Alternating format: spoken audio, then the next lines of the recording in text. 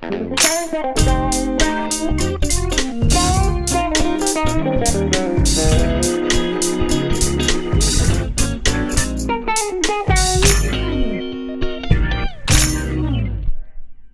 guys, what's up? Andrew from American Musical Supply here at the Universal Audio booth. I'm with Corey, and he's going to be talking to us today about an exciting product. It's highly anticipated, and it's shipping now. That's the AUX by Universal Audio. That's right, yeah. So today we're showing AUX, the amp top box. This is a really fantastic, revolutionary product for guitar players who want to get the most out of their beloved tube amps while recording, hopefully recording through an Apollo. So if you can see it, AUX is attractive and sits on top of your amplifier, so that's pretty cool, right? And I'm going to be using one of the new Fender 64 hand-wired deluxe reverbs here. And AUX is a premium reactive load box and guitar recording system. And I like to kind of break that demo down into two pieces. The analog side, which is the reactive load side. So a reactive load box, when it connects to your amplifier, it basically says, hey, I'm a speaker, act like a speaker is hooked up to you, which is really important because that gives us all the dynamics and the feel that we would normally need. And we can, when we connect AUX to your amplifier, you come out of your amplifier's speaker out, go into AUX, and then if you want, you can connect a speaker cabinet, or the internal speaker in this case, to AUX. And we can put the speaker volume knob here on 5, and that would be, as I just kind of rake the strings, that's full on, that's unadulterated. So what happens, we have that sound, you see it's pretty loud, because the Deluxe is on 5. And I haven't played a gig with my Deluxe on 5 ever. So that's actually kind of a cool thing. As I step it back, the volume will continue to drop, but the feel and the dynamics won't. So now it's on 3, and that's a really usable, listenable level. We can continue to step it down, and what we'll have is just the amplifier sound. You can barely hear it now.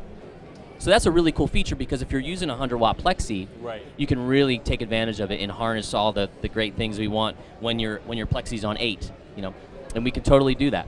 We have the Deluxe fired up now, and it's a great little demo, and it's a great sounding amp with what AUX has to offer. So once we're at 0, we can now access the dynamic speaker modeling of AUX. We've modeled 17 classic guitar cabinets and speakers that you would find, when you're recording. It's kind of like the most iconic stuff. We've also modeled 6 different microphones, dynamics, condensers, and ribbons, and we can use them in conjunction to really get this world-class guitar, recorded guitar tone. So let me show you what's available, and then I'll talk about why our dynamic speaker modeling is so important. If you look at the screen behind me, you can see that I have pulled up a cabinet that resembles the Deluxe. It's a 60 style 112 speaker mic'd with a 57 and a 121 ribbon style microphone. And I can change that if I want to, but let's just hear that real quickly, because when I turn up the line output here, what we're going to get is just the tone of those microphones in our dynamic speaker models.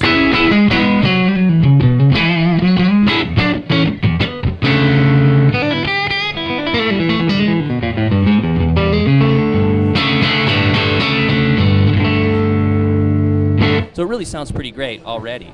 What we've done when we've created these speaker models is it's important for the user to know that this is not impulse response technology at all. We've modeled what the speaker does in all stages of its life, when it's cool, when it heats up, when it's efficient, when it's less efficient, and that's not something anyone else is doing. And what that does is that pairs with the reactive load, and it really makes the most natural experience you can have. So what's really cool is if we like that miking scheme, very Americana, rock and roll, sounds killer, we can say, what would that sound like if I put it through a 210 cabinet? Nosy, got that sort of mid-range brightness and snap. We can maybe try it through a 410 cabinet. Now it's brighter, it's got those 10s are reacting quickly. We can hear it maybe through a 410 cabinet. Let's get the graphic behind us because it looks cool. Now it's got this woofy low end. The miking stayed the same. We can change microphones if we wanted to. We could use a 421 on one channel and a ribbon or a condenser on the other one, and you would see that it looks like that. We can knock them on or put them on or off axis. Each channel has an EQ, all of the mixer functions you would normally expect, pannings and solos and all that sort of thing. And what you can do is then save those adjustments to the front panel here. It's called the rig knob.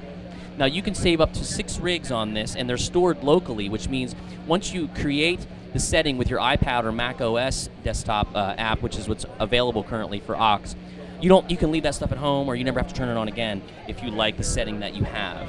So what's cool is, like, let me go back to that original deluxe setting just for perspective. Yeah, it sounds great.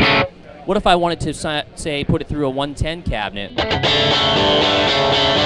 Now it's that sort of great hollow 110. You know, really, it's fun. It makes you want to play.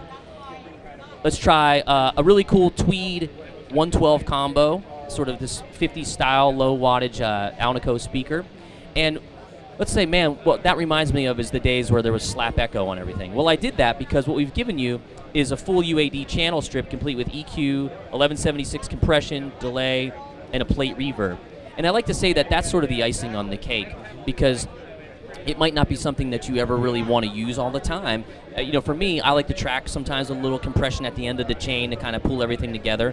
But I did a session recently, and I used everything in aux and printed the effects, and the client was really happy. So if I were to hear that cabinet,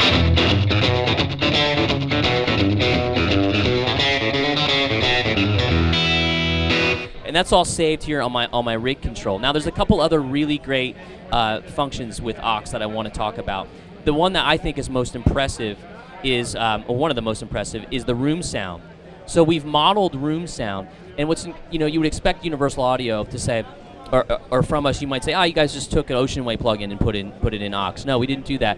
We modeled the room that all this initial modeling was done in. You know, so it's all working together. You know, all of the clothes fit, basically. You know, and what's really cool is when we solo it, you can hear. Turn my guitar volume up. It has that distant sound. You know, like the mic's down the hall. We've given you 6 combinations of room microphones: stereo, mono, condenser, ribbon, anything you can want. So then what happens is once we unsolo it, we can add it to our tone. You can mute it and hear how it takes away. Really, really great. Now, one of the other really important things to know about how we've modeled speakers is that we've actually modeled, like I said, how they can become efficient or less efficient. And the speaker drive knob behind me here, you'll see, is that if I have it all the way down, that speaker is going to react like a very new speaker. The lows will be tight and punchy. Great, like if you're using a real heavy guitar sound like this rev amp here, or maybe, you know, some kind of just high gain amplifier. Now, if you watch the meter there, I'm crushing 0, right? As I turn speaker drive up, you're going to see that go down because the speaker's becoming less efficient. And it's getting quieter even. A little bit here live in the live. So what's happening is the lows are becoming more pillowy, a little softer feel. Could be great for a vintage tone and that sort of thing. That's the kind of stuff that you can't get in the impulse response world, that we felt like, wow, we really wanted the user's experience to be as natural as possible. It's important to know that we just didn't grab a 67 off the shelf. These are microphones that we listen to, many of them. You know, we listen to many Neve preamps in 1176s when we do that sort of thing. So we really modeled these microphones in cabinets with a fine-tooth comb, and it's what you'd expect from Universal Audio.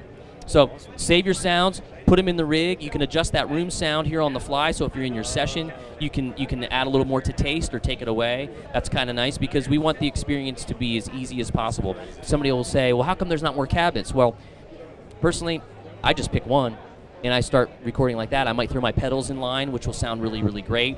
There's been a lot of questions about, well, is there any latency? Well, is there any latency between you and your amplifier? You know, no. And it really is something to check out and to get your ears wrapped around. And I encourage you to jump on a demo station. We got a bunch of them here. It's really, really impressive. Cool. Yeah. Thanks a lot, Corey. Did I cover everything? Yeah. That was excellent. Whew, I've been working on that. Well, thank you so much. And if you're interested in checking out the aux more or picking one up, you can visit AmericanMusical.com.